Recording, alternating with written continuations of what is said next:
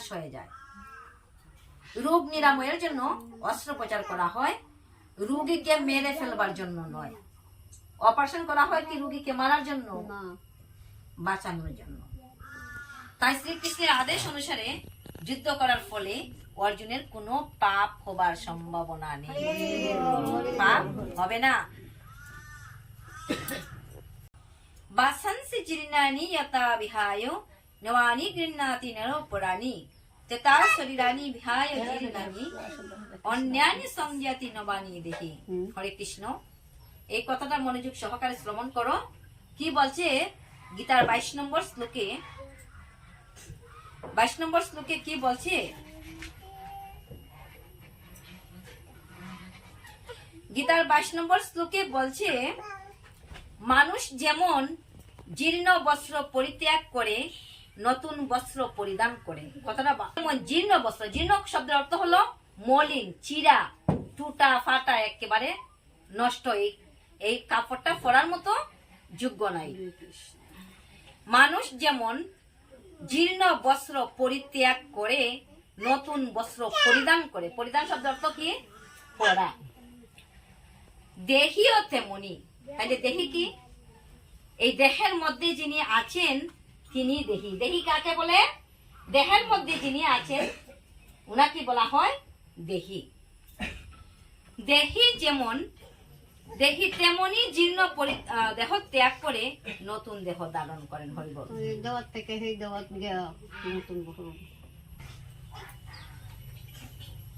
পরমাণু সদৃশ জীবাত্মার এক দেহতে ছেড়ে আরেক দেহ ধারণ করার তত্ত্বটি সর্বজন গ্রাহ্য। এমনকি আধুনিক যুগের বৈজ্ঞানিকেরা যারা আত্মার অস্তিত্বে বিশ্বাস করে না, অথচ হৃদয় থেকে সঞ্চালিকা শক্তির ব্যাখ্যা দিতে পারে না, তারাও দেহের পরিবর্তনের কথা স্বীকার করতে বাধ্য। বৈজ্ঞানিকরাও এই কথাটা স্বীকার করতে বাধ্য থাকে। তাই জন্য বলছে আধুনিক যুগের বৈজ্ঞানিকেরা, ওরাও এই কথা মানে। এই পরিবর্তনের ফলে দেহে শৈশব, শিশু, যৌবন এবং বার্ধক্য দেখা দেয়। বার্ধক্য মানে বৃদ্ধ অবস্থা। বার্ধক্যের পর আত্মা অন্য দেহ ধারণ করে। বার্ধক্যের পর আত্মার কৃপার ফলেই জীবাত্মা ভিন্ন ভিন্ন দেহ প্রাপ্ত হয়। এটা কার কৃপার ফলে আমরা বারে বারে একটা দেহ লাভ করি? এই যে আজকে আমরা সবাই দুর্লভ মানব জন্ম পাইয়াছি, কার কৃপার ফলে? বলো, ভগবানের কৃপার ফলে। তো এই জন্য বলছে পরমাত্মার কৃপার ফলে। এক কথা ভগবান যিনি, পরমাত্মা তিনি। যে ভগবানের কৃপার ফলে আজকে আমরা এই দুর্লভ মানব জন্ম আমরা সবাই পাইয়াছি। এই জন্যই আমরা এই মুখে হরে কৃষ্ণ মহামন্ত্র উচ্চারণ করিতে পারছি।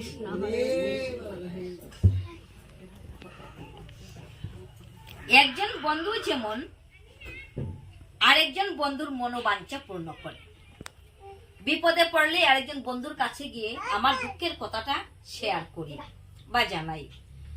আমি তো আছি, টাকা দিয়ে হোক আর তার পরিশ্রম দিয়ে হোক, মানসিক তার মনের একটি কথা দিয়ে হোক, যেভাবে পারে বন্ধু সাহায্য করে। এই জন্য বলছে একজন বন্ধু যেমন আরেকজন বন্ধুর মনোবাঞ্ছা পূর্ণ করে, পরমাত্মাও তেমন অনু আত্মার মনোবাঞ্ছা পূর্ণ করে।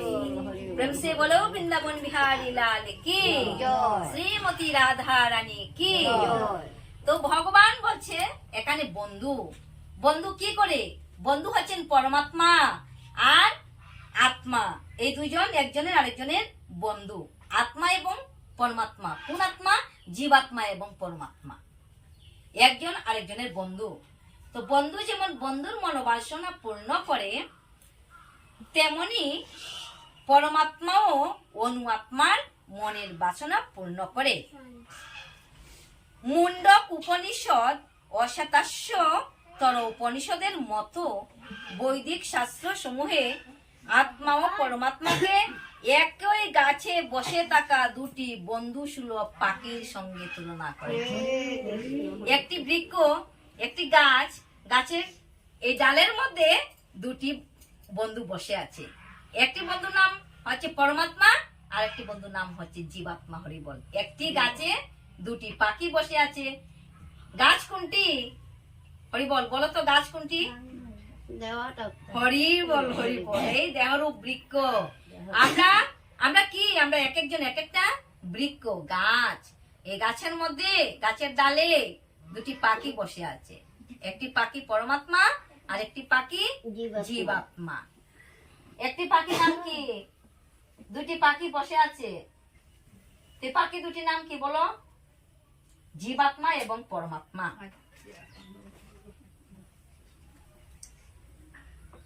তো তাদের মধ্যে একটি পাখি জীবাত্মা সেই গাছের ফল খাচ্ছে, আরেকটি পাখি পরমাত্মা শ্রীকৃষ্ণ রূপ পাখি, সে কেবল তার সেই বন্ধুটিকে শুধু পর্যবেক্ষণ করছে। পর্যবেক্ষণ মানে পরীক্ষা করছে সে কি করে।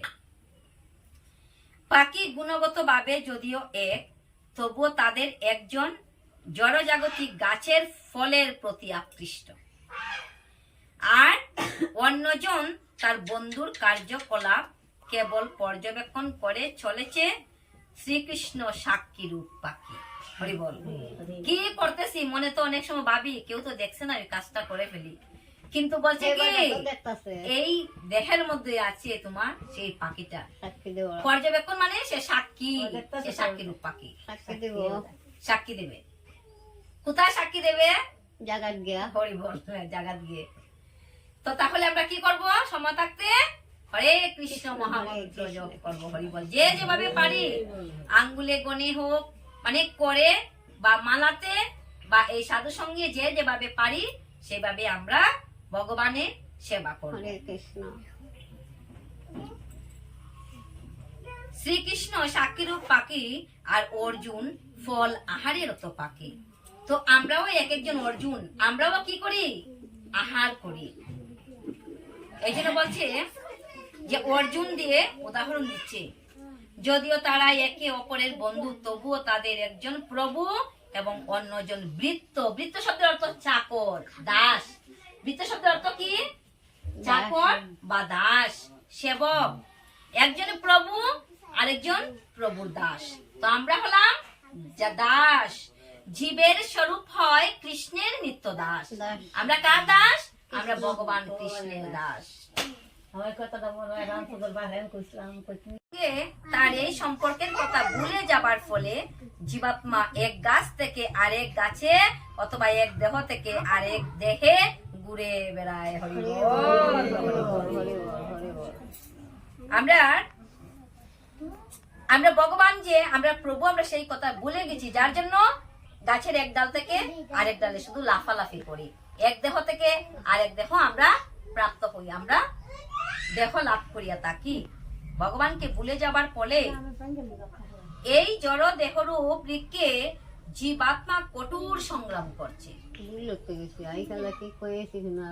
কিন্তু যে মুহূর্তে সে অন্য পাখিটিকে পরম গুরু রূপে গ্রহণ করতে সম্মত হয়, আমি জীবাত্মা, আমি যদি পরমাত্মাকে গুরু মনে করি, যেভাবে অর্জুন করেছিল, যেভাবে অর্জুন শ্রীকৃষ্ণের উপদেশ লাভের জন্য স্বতঃস্ফূর্ত ভাবে তার কাছে আত্মসমর্পণ করতে সম্মত হয়েছিল, তৎক্ষণাৎ ওদিন পাখিটি সমস্ত সুখ থেকে মুক্ত হয়েছিল।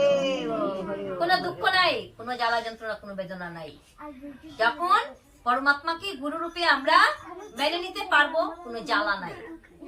আর যতক্ষণ পর্যন্ত মেনে নিতে পারবো না, ততক্ষণ পর্যন্ত শুধু জ্বালা আর জ্বালা।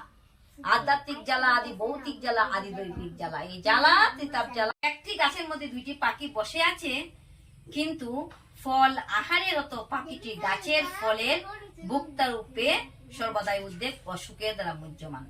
আমরা কি করি? আহার করি, আবার সুখ দুঃখ সব অনুভব করি। কিন্তু যদি সে একবার তার নিত্যকালের বন্ধু পরমেশ্বর ভগবানের দিকে ফিরে তাকায়, তার মহিমা উপলব্ধি করে, তবে তৎক্ষণাৎ তার সমস্ত সুখ দুঃখের অবসান।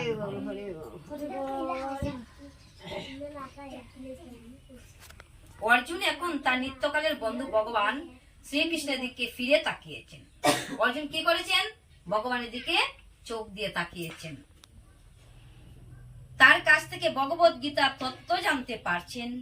এভাবেই ভগবান শ্রীকৃষ্ণের কাছ থেকে শ্রবণ করার ফলে তিনি ভগবানের পরম মহিমা উপলব্ধি করতে পারেন এবং সমস্ত সুখ থেকে মুক্ত হয়ে পারেন।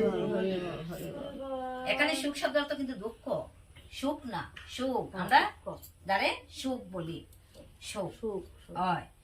ভগবান এখানে অর্জুনকে উপদেশ দিয়েছেন তার বৃদ্ধ পিতামহ ও শিক্ষকের দেহগত পরিবর্তনের জন্য সুখ না করতে। মানে পিতামহ ভীষ্ম এবং কি বলছে শিক্ষককে দ্রোণাচার্য, শিক্ষাগুরু দ্রোণাচার্য অর্জুন বলেছিল আমি কি করে পিতামহ ভীষ্মের উপর বাণ নিক্ষেপ করব, কি করে যিনি আমাকে হাত ধরে অস্ত্র বিদ্যা শিক্ষা দান করেছেন সেই শিক্ষাগুরু উপরে আমি কি করে বাণ নিক্ষেপ করব।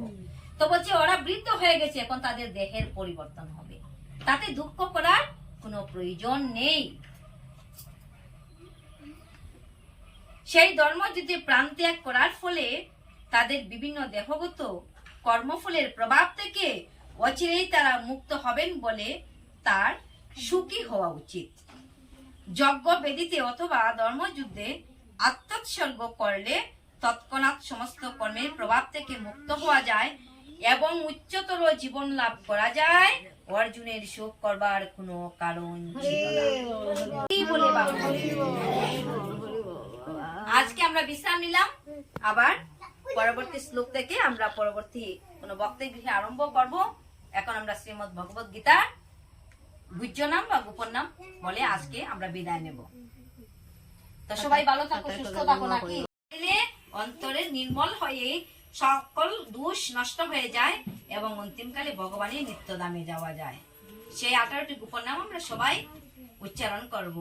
গঙ্গা, গীতা, সাবিত্রী, সীতা, সত্তা, পতিব্রতা, ব্রহ্মাবলী, ব্রহ্মবিদ্যা, ত্রিসন্ধ্যা, মুক্তিগেহিনী, বর্ধমাত্রা, চিদানন্দা, ভবগ্নি, ভ্রান্তি নাশিনী, বেদত্রয়ী, পরানন্দা, তত্ত্বার্থ জ্ঞান মঞ্জুরি।